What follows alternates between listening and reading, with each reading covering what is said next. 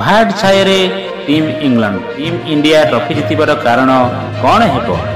ରାଜକୋଟରେ ଖେଳାଯାଇଥିବା ଟି-20 ଏହି ସିରିଜରେ ଉତ୍ସାହ ଯୋଡ଼ିଛି।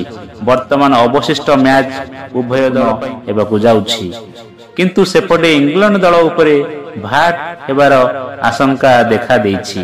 କିନ୍ତୁ ଟିମ୍ ଇଣ୍ଡିଆ ପ୍ରସଙ୍ଗରେ ଭ୍ୟାଟ୍ ଅର୍ଥ ହେଉଛି ତିନି ଖେଳାଳି। ଭ୍ୟାଟ୍ VAT ରେ ଭି ହେଉଛି ବରୁଣ ଚକ୍ରବର୍ତ୍ତୀ, ଏ ରେ ଶର୍ମା, ଟି ରେ ତିଲକ ବର୍ମା।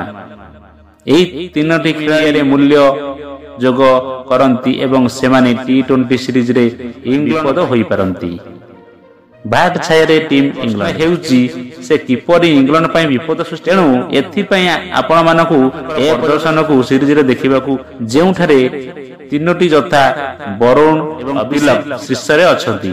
ଯଦି ବରୁଣ ହେଉଛନ୍ତି ଯିଏ ସିରିଜରେ ସର୍ବାଧିକ ୱିକେଟ ନେଇଛନ୍ତି ଓ ତିଲକ ନାମ ସର୍ବାଧିକ ଖେଳାଳି ତାଲିକାରେ ଅଛି, 5 ୱିକେଟ ନେଇଥିବା ଏଭଳି ପ୍ରଦର୍ଶନ ରହିଛି। ସେ ସିରିଜରେ ସର୍ବାଧିକ ୱିକେଟ ନେଇଛନ୍ତି। କୋଲକାତା ଟି-20ରେ ବରୁଣ 3 ୱିକେଟ ନେଇଥିଲେ, ଚେନ୍ନାଇରେ ଖେଳାଯାଇଥିବା ମ୍ୟାଚରେ 2 ୱିକେଟ ନେଇଥିଲେ ଓ ରାଜକୋଟରେ ଖେଳାଯାଇଥିବା ମ୍ୟାଚରେ 5 ୱିକେଟ।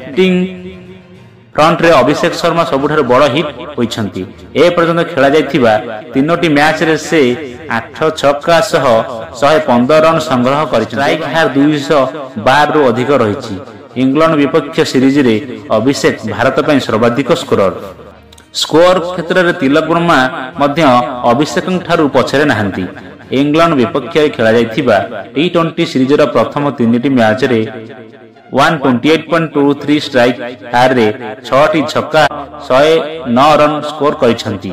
ଏହି ଆକଳନ ସହିତ ସେ ଭାରତର ଦ୍ୱିତୀୟ ଶ୍ରେଷ୍ଠ ସ୍କୋରର ଅଛନ୍ତି।